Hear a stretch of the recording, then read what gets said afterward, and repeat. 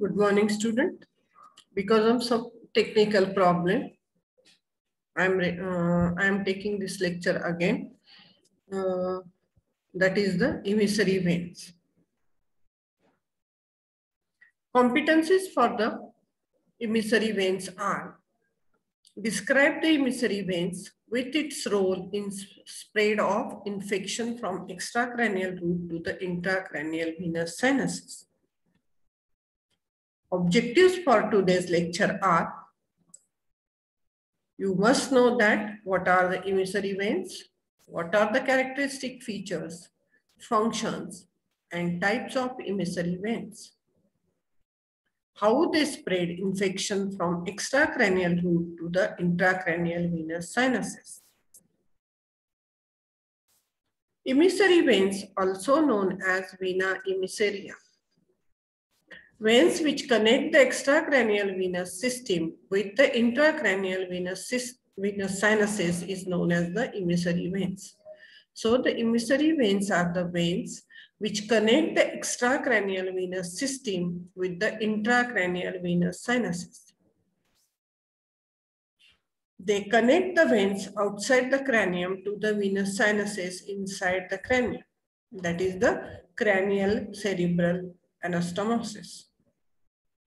They drain from the skull through the skull into the larger meningeal veins and the dural venous sinuses. And these emissary veins passes through the skull foramina.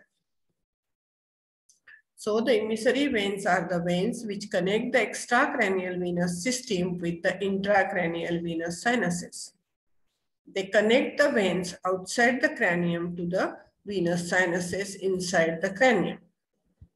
And they drain from the skull through the skull into the larger meningeal veins and the dural venous sinuses. And these emissary veins passes through the skull foramina.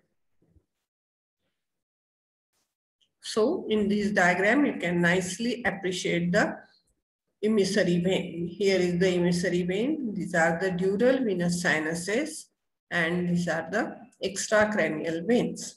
So this is the emissary vein which connect the dural venous sinuses with the extracranial vein. Coming to the characteristic features of the emissary veins, these veins are wall-less. Some veins are constant, other are inconstant or maybe absent. So these veins, there are many emissary veins, some are constant, other are inconstant, and sometimes they may be absent. These veins are thin-walled. Walls are attached tightly to the surrounding bones. So these are the characteristic features of the emissary veins. They are wall-less. Some veins are constant, other are inconstant, and it may be absent.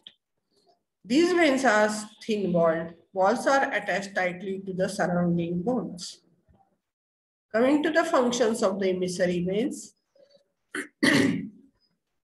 the function of the emissary veins is to provide the selective cooling of the brain. They provide alternative drainage route of the brain in the case of obstruction of the dural venous sinuses. They communicate the veins outside the skull with the dural venous sinuses. This communication helps to keep the pressure of the blood in the sinuses constant. So these are the functions of the emissary veins. Types of the emissary veins. There are several types of emissary veins, but common are parietal emissary veins, occipital emissary veins, posterior condylar emissary veins, mastoid emissary veins, sphenoidal emissary veins, Zucker-Candles emissary vein, and the foramen cecum emissary vein, which connects the nasal and the paranasal mucosa to the superior sagittal sinus. Veins connecting the cavernous sinus with the pterygoid venous plexus pass through the different foramina. And these foramina are foramen lacerum, foramen ovale, foramen vesali, and the foramen spinosum. All these foramina are present at the base of the skull, and when you study the osteology, you are going to know where they are situated. So as we progress, you are going to know the where is foramen lacerum, ovale, and vasalis, and the spinosum. Okay. So the veins which connect the cavernous sinus with the pterygoid venous plexus passes through the different foramina, and these foramina are foramen lacerum, ovale, vasalis, and the spinosum. Emissary veins. There are two sets of emissary veins of the parietal emissary vein and the mastoid emissary vein. Parietal emissary vein passes through the parietal foramina and communicate the scalp vein with the superior sagittal sinus. So superior sagittal sinus and the emissary vein connecting with the scalp veins. Mastoid emissary veins passes through the mastoid foramen and communicates the scalp veins with the sigmoid sinus. So various sinuses, they are communicated by these emissary veins. Clinical significance of the emissary veins. They may convey the infected thrombus from exterior to the interior of the cranial cavity. Rupture of an emissary vein can result in a subglial hemorrhage. These veins may be torn during the delivery, particularly vacuum-assisted deliveries, leading to the significant hematoma in the newborn skull. So, these emissary veins may convey the infected thrombus from the exterior to the interior of the cranial cavity. Rupture of an emissary vein can result in the subglial hemorrhage. These veins may be torn during the delivery, particularly the vacuum-assisted deliveries, leading to the significant hematoma in the newborn skull. Vein of the vasalis travel through the sphenoidal emissary foramen, which connect the pterygoid plexus with the cavernous sinus.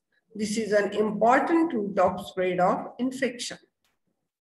Subsequent infection of the cavernous sinus can result in the septic cavernous sinus thrombosis and further spread of infection leading to the meningitis.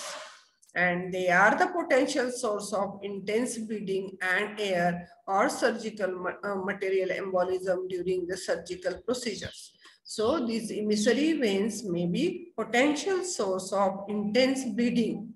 If you don't know where they are present, that time these veins may be torn during the surgery and there may be intense bleeding. Also, they are the source of air or the surgical material embolism during the surgical procedures. So this is all about the emissary veins. You may get short note on the emissary vein or 2-mark question like functions of the emissary veins, characteristic features of the emissary veins, different types of emissary veins, and the clinical significance of the emissary vein. Similarly, you may get a short note on the intramembranous ossification. Write down the various steps of the intramembranous ossification. So this is all about the membranous ossification, intramembranous ossification, and the emissary vein. Please read out and draw the diagrams carefully. Thank you.